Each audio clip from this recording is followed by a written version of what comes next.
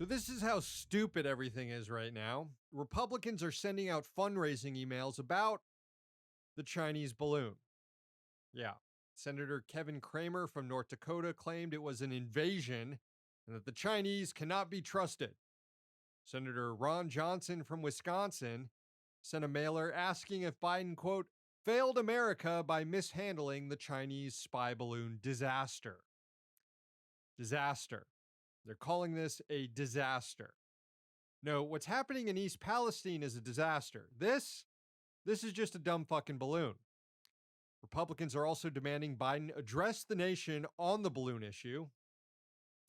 How embarrassing for all of us, really. Meanwhile, the White House, to prove it's taking all of this seriously, I guess, is shooting down any weird thing it sees in the Northern Hemisphere. Over the weekend, the Pentagon took out 3 more unidentified flying objects, one shot down in Alaska, another shot down in Canada, and the most recent, on Sunday, shot down in Lake Huron. Here's White House National Security spokesperson John Kirby on Monday explaining what's behind this uptick in activity in the skies. In light of the Chinese balloon program and this recent incursion into our airspace, the United States and Canada, through NORAD, have been more closely scrutinizing that airspace, including enhancing our radar capabilities, which, as the commander of NORTHCOM and NORAD, General Van Herk, said just last night, may at least partially explain the increase in the objects that have been detected. So the takeaway is that most likely these objects have always been up there. It's only now, after some radar calibrations, that the Pentagon is seeing them, and even Kirby admits that the objects might not be nefarious at all. We also know that a range of entities, including countries, companies, research, and academic organizations, operate objects at these altitudes for purposes that are not nefarious at all, including scientific research.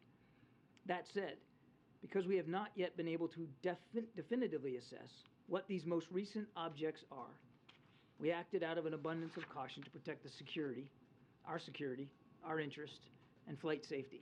Yeah, they could just be weather balloons, but we're going to shoot them down anyway. Fire a $500,000 Sidewinder, ask questions later. The latest objects shot down are of unknown origin. Crews are still working to recover the wreckage. The White House did stress that they are not extraterrestrial in nature, which makes sense.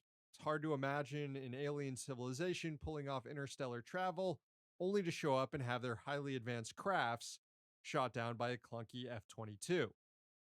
As for the Chinese balloon that was shot down a week and a half ago, Beijing is still pretty pissed about that one.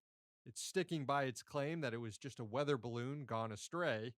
And so far, the Defense Department has not released any information to the public that would contradict that claim.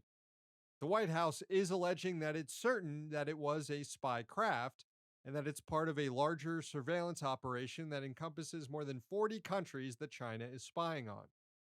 On Monday, the spokesperson for the Chinese Foreign Ministry said that it's actually the U.S. that spies on the world, which is true, as the NSA revelations by Edward Snowden a decade ago proved. The ministry also alleged that the U.S. flew more than 10 surveillance balloons into Chinese airspace since last year, a claim that Washington denied. There is an incentive for U.S. policymakers to continue to hype up the threat posed by Chinese balloons because it does aid the economic warfare campaign against Beijing. Already, actions are being taken against Chinese firms. 6 companies that the U.S. claims are associated with the Chinese balloon were blacklisted, barring them from conducting business with U.S. companies.